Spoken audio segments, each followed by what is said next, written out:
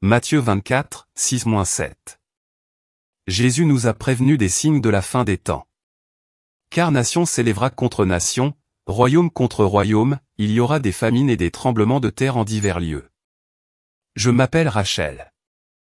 Je suis morte lors d'une manifestation en 2020, alors que le chaos régnait. Mais ensuite, j'ai rencontré Jésus et il m'a dit, les manifestations mondiales sont le début d'une grande purification. Oui. Ce qui se passe actuellement est exactement comme Matthieu 24, 6-7. Ce qu'il révèle est une vérité cachée que le monde a tenté d'enfouir et qui explose actuellement à l'échelle mondiale. Dites Amen si vous êtes prêts à entendre ce que l'Église a longtemps ignoré. La jeunesse, le désir de prouver et de vaincre. C'est ce qui m'a conduite à la mort ce jour-là, alors que j'avais à peine 25 ans. Je ne pensais qu'à faire quelque chose. Je devais changer les choses. Nous avons suivi la foule et le chaos s'est installé en quelques heures. Au début, c'était lent. Juste quelques bousculades, quelques bouteilles qui volaient. Puis les cris se sont intensifiés, plus furieux. L'expression des visages changea. La lueur d'espoir que j'avais aperçue plus tôt se transforma en autre chose. De la rage. Puis une hystérie déchaînée. Soudain, un coup de feu retentit. Je ne sais pas d'où il venait, mais c'était comme si on avait appuyé sur un interrupteur. La foule explosa dans le chaos. Les gens criaient, couraient, se piétinaient. Tout était devenu incontrôlable. À ce moment-là, quelqu'un m'a frappé violemment. Une vive douleur brûlante m'a traversé le corps, me faisant perdre connaissance. Mais c'est à ce moment-là que tout a basculé. Je ne sais même pas comment l'expliquer. C'est juste qu'au début, la lumière était si lointaine. Puis il s'est lentement rapproché, me tirant hors du chaos. À mesure que je m'approchais, la lumière dorée a commencé à s'éclairer. Et, vous savez, je n'en croyais pas mes yeux. C'était lui, Jésus. Mes mains tremblaient, non pas de peur, mais d'étonnement. Je ne savais pas s'il m'avait amené ici pour me punir de ma superficialité. Mais alors il a parlé. Rachel, qu'as-tu vu dans ce monde? Les protestations, le chaos. Ce n'est que le début. Une grande purification arrive. J'étais tellement perdu. Pourquoi me disait-il cela? À moi, entre tous. Et maintenant, je me tenais devant Jésus, entendant parler d'une grande purification. À cet instant, tout autour de moi a changé.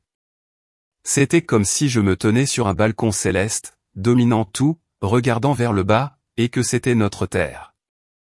Mais là, je la voyais embrasser, des flammes rouges flamboyantes de toutes parts. Pas de vraies flammes, mais des symboles de rage, de frustration. Elles flamboyaient partout sur la planète comme des incendies inextinguibles. Je sentais l'énergie brûlante qui irradiait de la planète, la colère brute, le profond désespoir. Ma poitrine se serrait tandis que je regardais, mes mains agrippées à une balustrade invisible. C'était comme si le monde hurlait. Puis la vision est devenue plus claire, et j'ai tout vu clairement en Amérique du Nord, dans les endroits que je connaissais, comme Times Square. Le centre-ville de Chicago était bondé de gens criant aux inégalités économiques et au racisme. Les yeux des jeunes brillaient, pleins de colère, tandis que les plus âgés semblaient épuisés, le visage lourd de désespoir. Puis la scène s'est déplacée en Europe. C'est sous la tour Eiffel, dans les rues historiques d'Allemagne. Les foules étaient en colère contre les politiques sociales et environnementales, se sentant abandonnées par les systèmes même créés pour les protéger. En Asie du Sud-Est et en Asie du Nord-Est, j'ai vu des manifestations contre la corruption, des appels à la justice et à la démocratie. Au Moyen-Orient et en Afrique, les gens en avaient assez des soulèvements pour la liberté, de la fin des guerres et de la pauvreté sans fin. J'ai vu la violence éclater, des foules désespérées se battre pour survivre. Chaque lieu, chaque raison était différente. Mais tous partageaient une profonde et douloureuse insatisfaction, une perte totale de confiance en quiconque, en quoi que ce soit. Mon cœur se serrait en les regardant, comme si je portais le poids de leur douleur. Puis il reprit la parole, sa voix résonnant au plus profond de mon âme, ferme et claire. C'est le cri du cœur humain. Ma fille. Il dit, ce désordre s'installe depuis longtemps. Ils réclament justice, mais ils ne savent où chercher, car ils ont oublié la véritable source de justice et de paix. Soudain, des mots de la Bible apparurent, brillants comme gravés dans l'air. Matthieu 24h7, une nation s'élèvera contre une nation, un royaume contre un royaume. Puis, 2 Timothée chapitre 3, 1, 2, dans les derniers jours, des temps difficiles viendront, car les gens seront égoïstes, cupides, orgueilleux et blasphémateurs. C'était comme une prophétie se déroulant sous mes yeux. Pas seulement un avertissement, vous savez, mais une confirmation. Tout ce qui s'est passé là-bas, le chaos, les manifestations, tout était prédit. J'ai eu le souffle coupé en réalisant que ce n'était pas une coïncidence. Cela faisait partie de quelque chose de bien plus vaste. Soudain, le décor a changé à nouveau. C'était comme si j'étais propulsé au cœur d'une manifestation, au beau milieu de la foule. Mais cette fois, quelque chose était différent. Comme si un rideau invisible se retirait. Vous savez, quand vous regardez un film et que vous découvrez soudain ce qui se passe en coulisses. C'est ce que j'ai ressenti. J'ai vu ces énergies sombres, pas des formes ni des silhouettes, mais des ombres. Ces présences étranges se faufilant dans la foule comme de la fumée. Personne d'autre ne pouvait les voir. Mais ils étaient partout, ondulant dans l'air. Je sentais un froid glacial m'envahir. Un froid qui n'était pas seulement physique. C'était un sentiment lourd et oppressant de haine, de division. C'était comme regarder des ombres fantomatiques danser, semant le trouble partout où elles allaient. Mon estomac se noua. Mes mains devinrent moites. C'était terrifiant. Comme si je voyais les dessous cachés du monde. Quelque chose que nous ignorons tous ici-bas. Ces ombres ne traînaient pas simplement. Elles travaillaient. Elles murmuraient. Vous savez, cette petite voix dans votre tête quand vous êtes en colère, qui vous dit « fais ceci, fais cela, cela. Libère-toi ». C'est ce qu'elle faisait. Mais pire encore, elle semait le doute, transformant la moindre étincelle de frustration en flamme de rage. Je les ai vus transformer leurs appels à la justice en une horreur. Des gens brisaient des vitrines, proféraient des insultes, déclenchaient des bagarres. Une minute, les gens scandaient des slogans pour le changement. Et la minute suivante, ils déchiraient tout, se criaient dessus. La foule ne se rendait même pas compte qu'on la bernait. Ils pensaient que c'était leur propre colère, leur propre choix. Mais non, vous savez quoi? Il y avait une force obscure qui tirait les ficelles, transformant leur frustration légitime en arme de destruction. Je l'ai vu se produire. Les conversations se sont transformées en disputes, l'espoir s'est transformé en violence.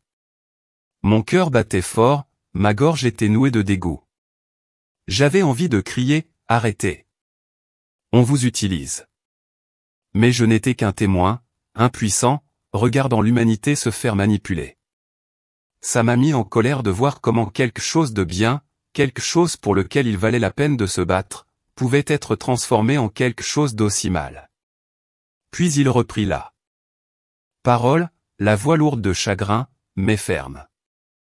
L'ennemi a semé la division dans leur cœur. Ma fille.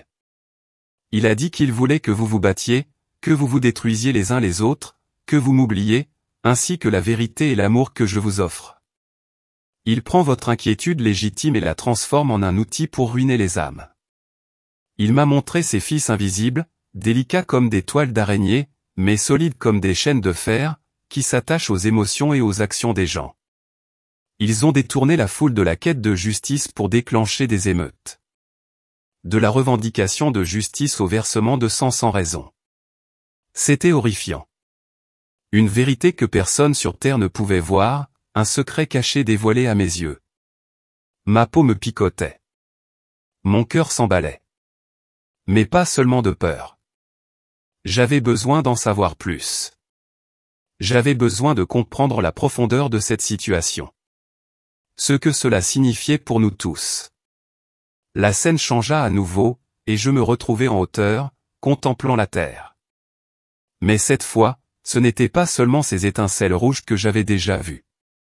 Elles s'étaient propagées, se connectant à ce réseau ardent, telles des veines palpitant d'une fièvre planétaire. Ce n'était plus seulement le rouge de la colère, où il se mêlait à de la fumée noire, à des explosions oranges et à cette brume grise de ruines. La planète entière semblait gémir, noyée dans un incendie provoqué par l'humanité. Je sentais une chaleur intense s'en dégager. Non pas physique, mais comme l'énergie brute de tout ce qui se défait. Mes mains se crispaient comme si je m'accrochais à quelque chose d'invisible pour ne pas tomber. C'était écrasant, vous savez, comme si la terre elle-même criait, consumée par ce chaos. Avez-vous déjà regardé le monde et eu l'impression qu'il brûlait? Comme si tout partait en vrille? C'est ce que j'ai vu. Mais c'était tellement plus grand, tellement plus lourd, comme si la planète criait à l'aide. Et j'étais impuissant à faire autre chose qu'à regarder. Puis le bruit m'a frappé. Ce n'était plus seulement des chants ou des cris. C'était une terrifiante symphonie de destruction. J'entendais les cris perçants d'innocents. Les sanglots déchirants de mères qui avaient perdu leurs enfants. Des coups de feu retentissaient, incessants, comme une grêle incessante. Des bombes explosaient, déchirant l'air comme la foudre.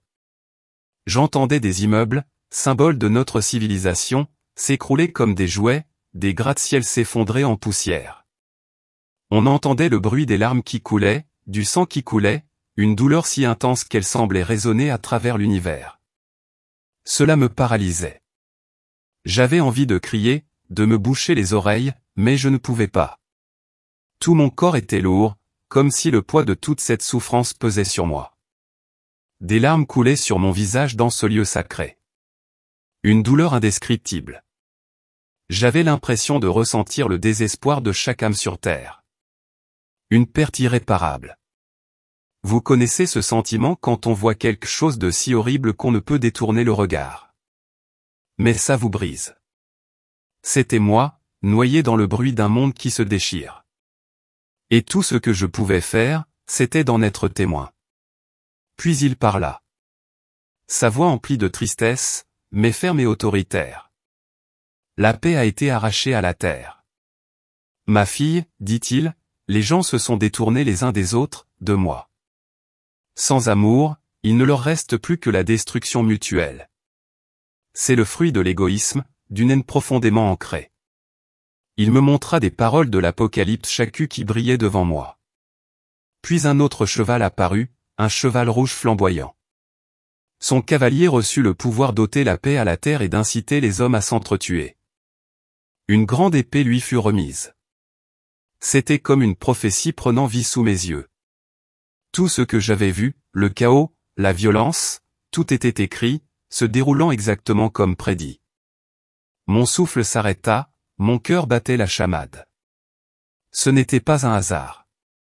Vous savez, cela faisait partie d'un plan plus vaste, d'une vérité cachée que la plupart des gens ne voient pas. Ce que nous voyons aux informations, ce ne sont pas que les gros titres. C'est un fragment de quelque chose de divin, quelque chose d'annoncé. Le spectacle a changé si vite que j'en ai eu le souffle coupé. La Terre n'était plus cette planète en feu. Ni même la planète bleue que nous connaissons. C'était une civilisation géante s'étendant à l'infini, faite de pure lumière. Des milliards d'êtres humains n'étaient plus des êtres humains. Car c'étaient des âmes flottantes, en attente. Puis cette lumière aveuglante, non pas cruelle, mais douce et pénétrante, se déversa d'en haut. Elle transperça chaque âme, révélant tout, chaque pensée, chaque action, chaque motif caché. Rien ne pouvait se cacher. Tout était mis à nu, clair comme le jour. Je me sentais tellement exposé, vous savez. Comme si chaque partie de moi était à découvert. Plus aucun secret. Mais ce n'était pas effrayant. C'était juste. Comme si la vérité était enfin révélée. Mon cœur battait fort. Mes mains tremblaient. Non pas de peur, mais de ce profond sentiment de justice. Vous êtes-vous déjà demandé ce que ce serait si tout ce que vous avez fait était vu? Sans filtre, sans excuse. C'est ce dont j'étais témoin. C'était à la fois une leçon d'humilité et une réalité terrifiante. Puis le tri a commencé. C'était comme regarder un fermier séparer le bon grain de l'ivraie. Vous savez, certaines âmes rayonnaient d'une lumière intérieure pleine de foi, d'amour, de compassion, d'humilité, d'une véritable soif de justice.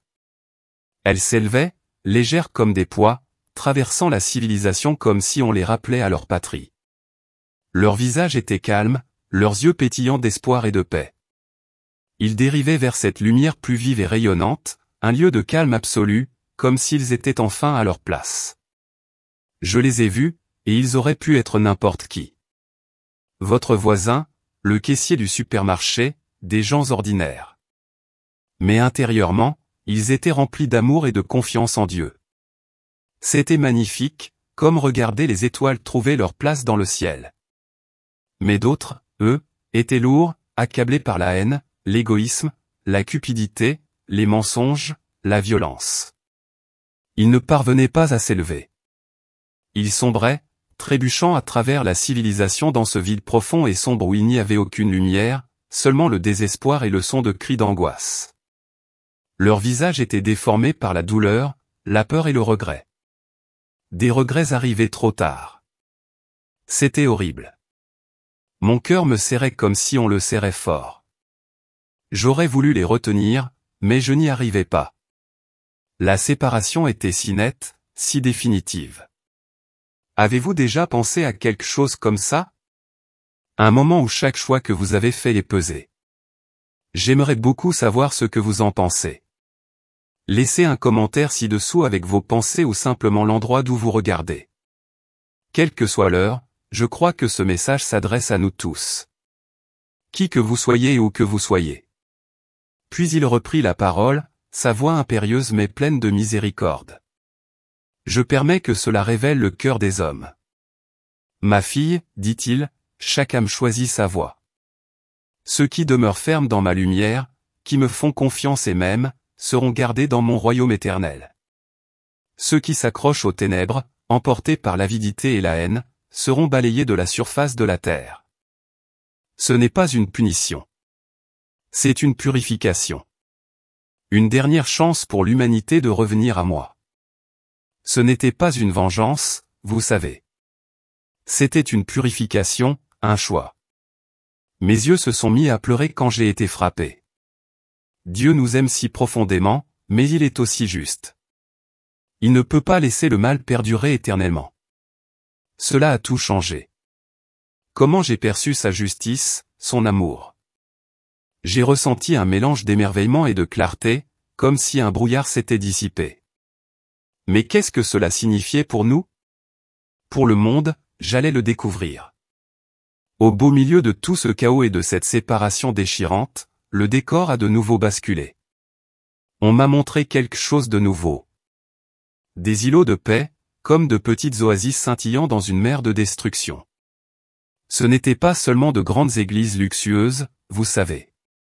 C'étaient de petites pièces, des appartements isolés, des rassemblements silencieux de quelques personnes. J'ai même vu des individus solitaires s'agenouiller en prière au cœur de la nuit, entourés du bruit des manifestations et des conflits. Ils ne se contentaient pas non plus de réciter des prières. Ils priaient pour leurs ennemis, pour la paix, pour la compassion.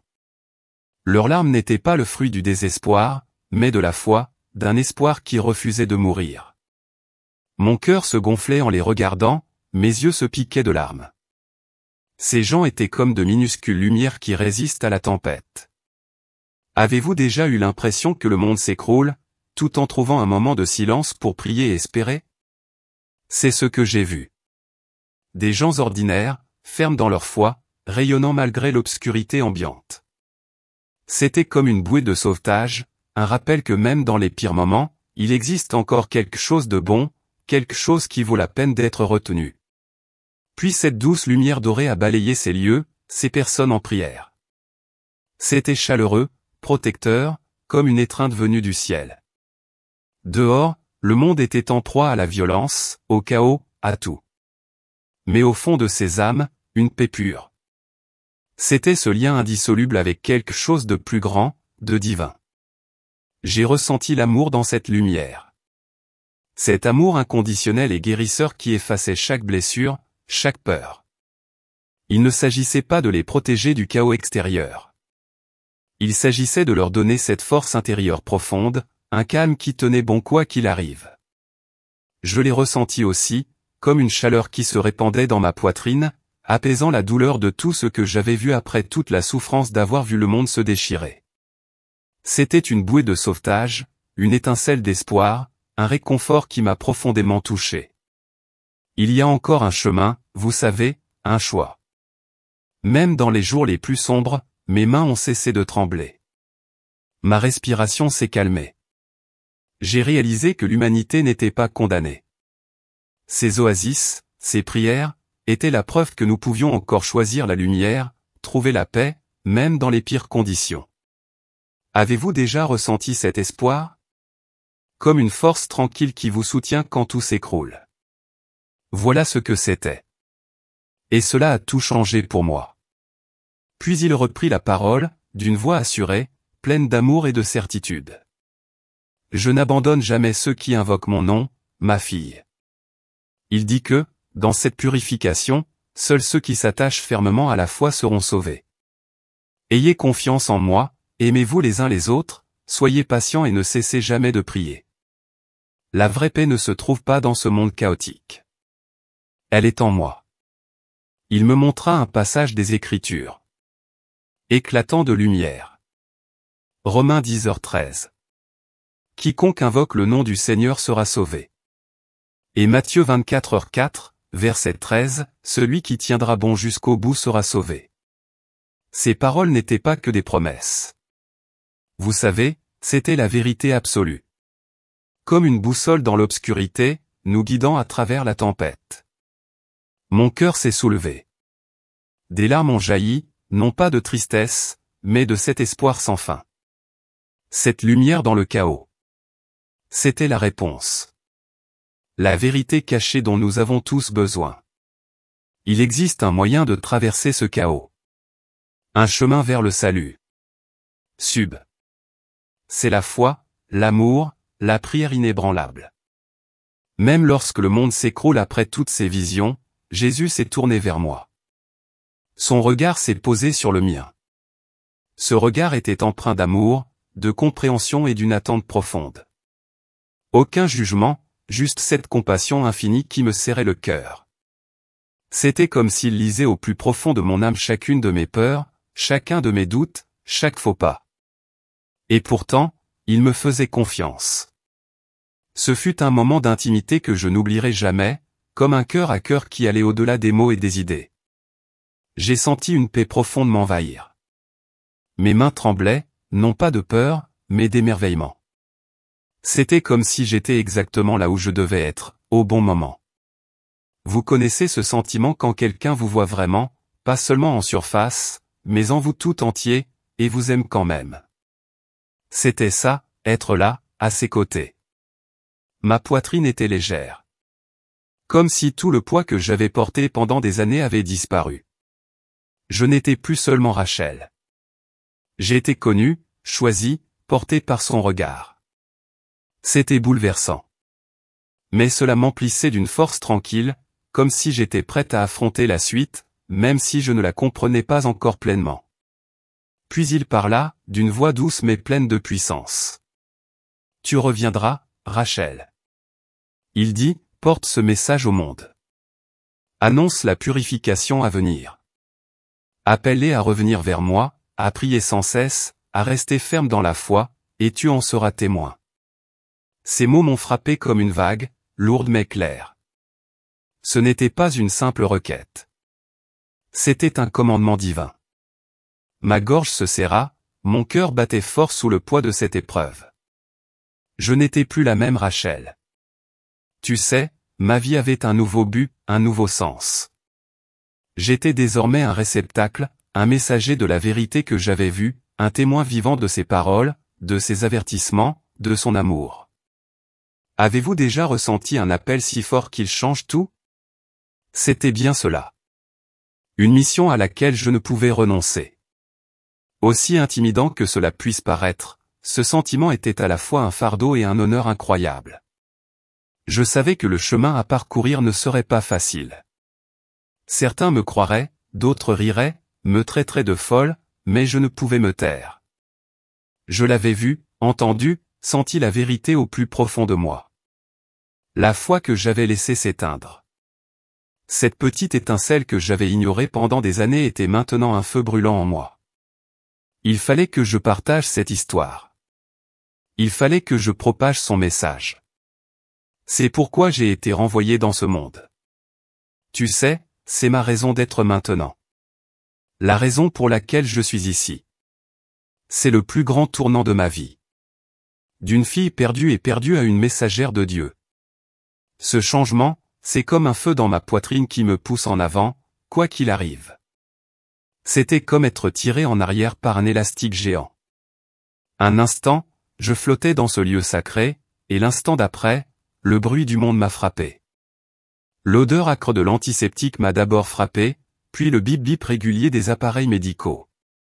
Mes yeux étaient si lourds, comme collés, mais je les ai forcés à rouvrir.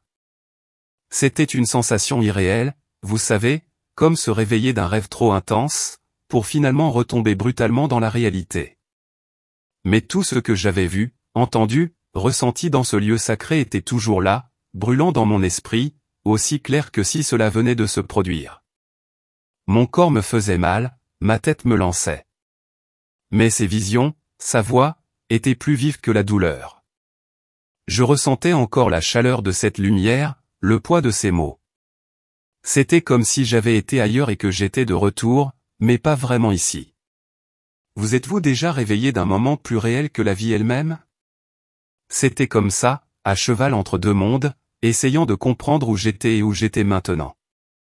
J'ai ouvert les yeux et la première chose que j'ai vue, c'était le plafond blanc immaculé d'une chambre d'hôpital. L'odeur d'antiseptique était si forte qu'elle me piquait le nez. Le bip-bip des moniteurs résonnait, régulier mais insistant. J'étais aux soins intensifs, à côté de mon lit. Ma mère sanglotait, ses mains serrant les miennes si fort que ça me faisait mal. Mon père se tenait là, le visage pâle. L'inquiétude était gravée dans chaque ligne. Médecins et infirmières s'affairaient, vérifiant les machines, parlant vite. Ils disaient que j'avais frôlé la mort. Traumatisme crânien, perte de sang massive, un miracle, comme ils disaient, que j'ai survécu. J'ai regardé leur visage, j'ai vu l'amour, le soulagement les envahir, ma gorge s'est serrée, mes yeux ont piqué. Mais au fond, je savais qu'ils ignoraient où je venais d'être, ce que j'avais vu. Ils pensaient que j'étais de retour, sain et sauf. Mais je portais quelque chose qu'ils ne pouvaient même pas comprendre. Pas encore. C'était comme si je revenais d'un voyage que personne d'autre n'aurait pu imaginer. Et tout ce qu'ils voyaient, c'était la fillette dans le lit d'hôpital. Ils étaient si heureux que je sois réveillé. Des amis sont venus avec des fleurs en disant des choses comme « Tu es si forte, Rachel ». Mais quand j'ai essayé de leur parler de ce que j'avais vu, leurs visages ont changé. « Ça va ? » « C'est les médicaments ?» demandaient-ils. L'inquiétude était palpable dans leurs yeux. Ils pensaient que j'étais en état de choc, en proie à des hallucinations, mais je savais que ce n'était pas un rêve. Sa voix, les paroles de Jésus, résonnaient dans ma tête, claires comme le jour. Je ressentais une distance profonde et douloureuse avec le monde dans lequel j'étais revenu, comme si j'étais un étranger parmi les miens. J'étais allé là où ils ne pouvaient pas comprendre. Portant une vérité si grande, si lourde. Elle me séparait. Mon cœur se serra.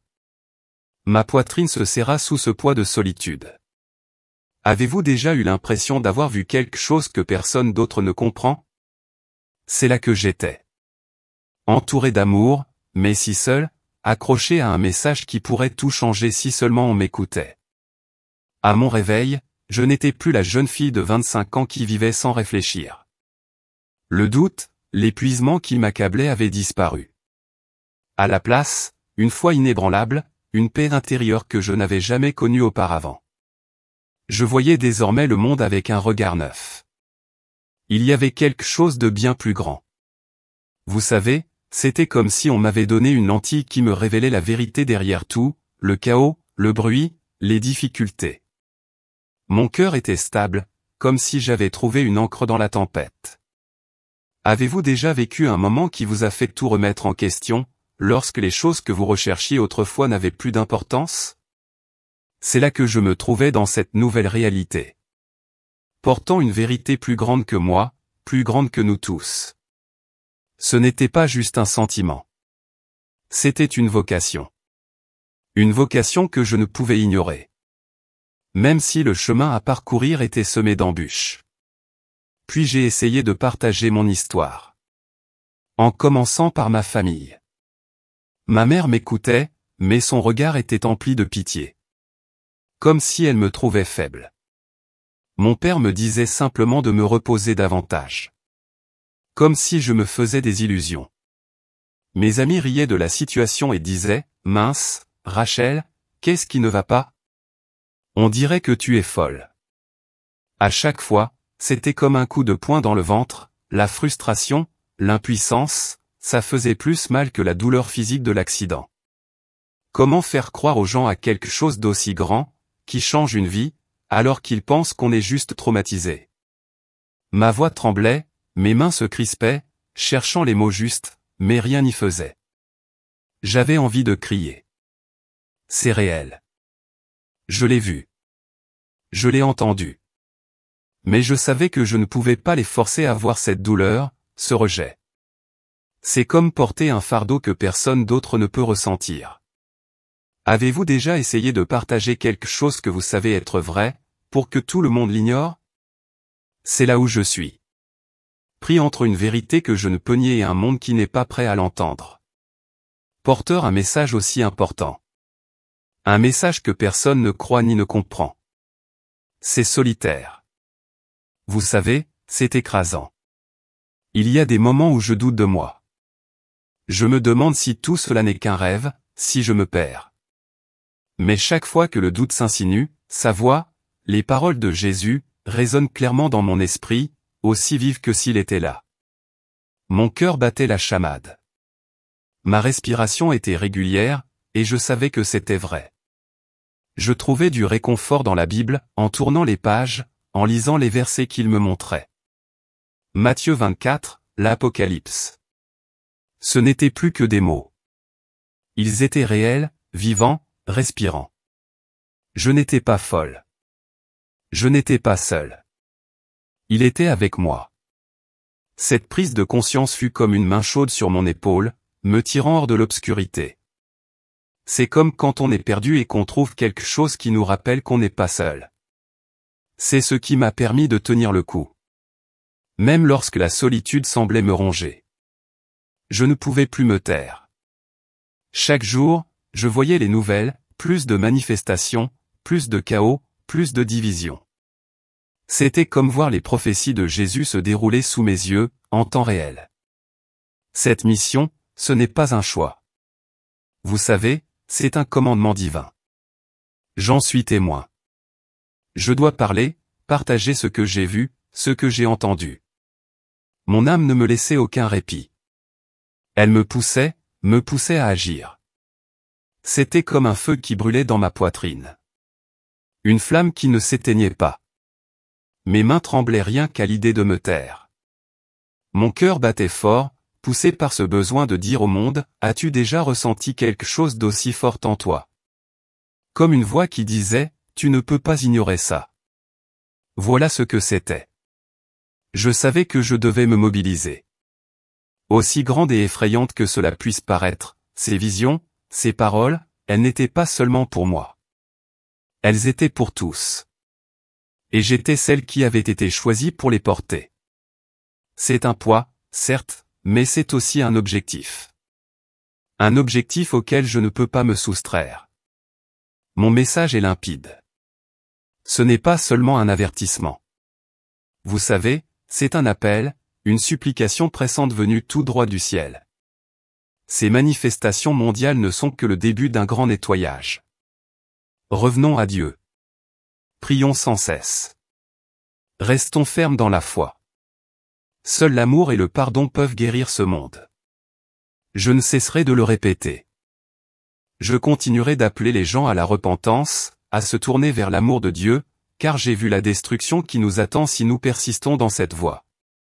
Mais j'ai aussi vu l'espoir, la lumière si nous le choisissons. Ma voix tremble parfois, mais pas à cause du doute.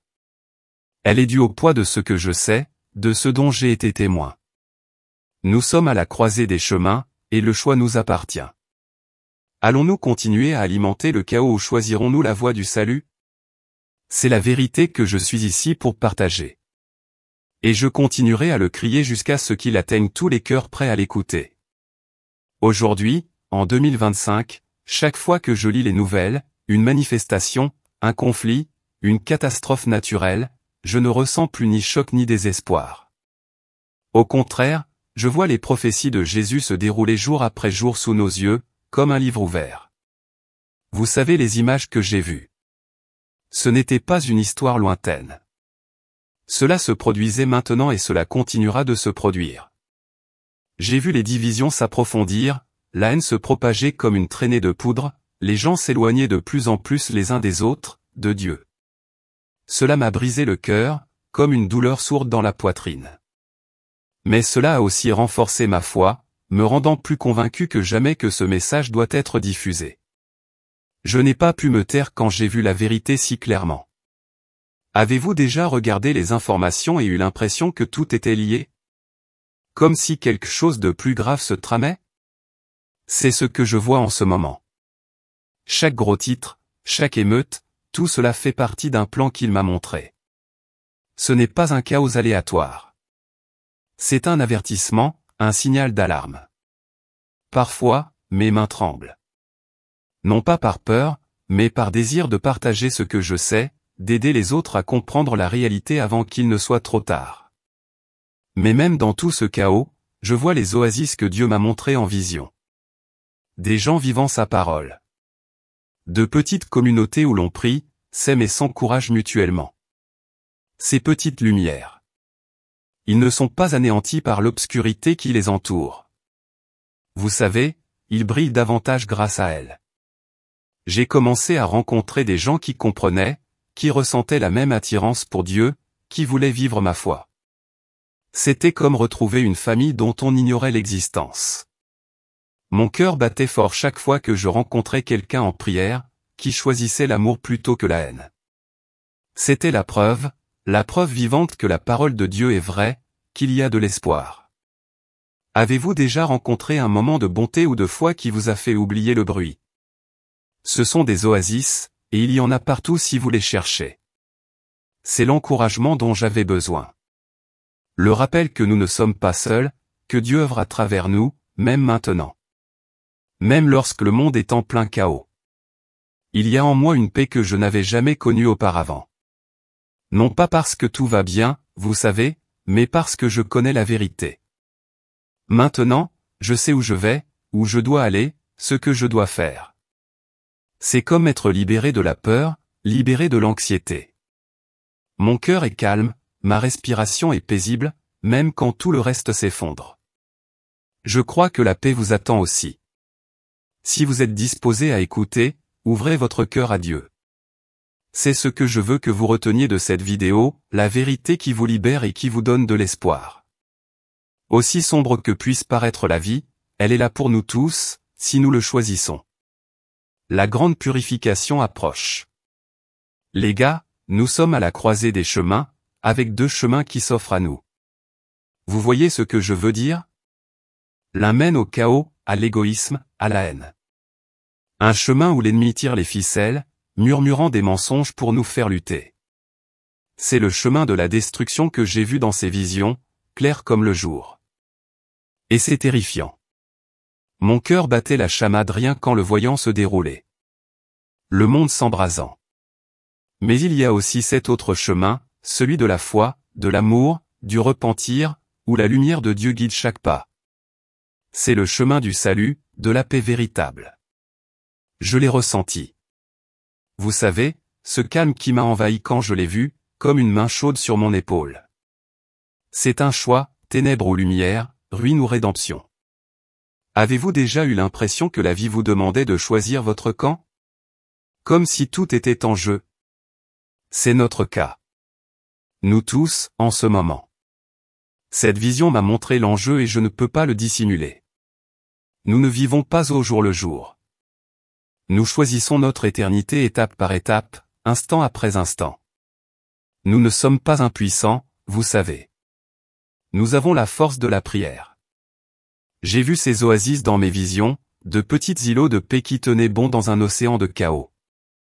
J'ai vu la lumière céleste envelopper ceux qui invoquent le nom de Dieu, les protéger, les élever. La prière ne nous transforme pas seulement, elle transforme le monde qui nous entoure. Mes mains tremblent en y pensant, non pas de peur, mais d'émerveillement devant sa puissance et son amour. Aimer Dieu, s'aimer les uns les autres, voilà notre meilleure arme contre la division. Et détester les intrigues de l'ennemi.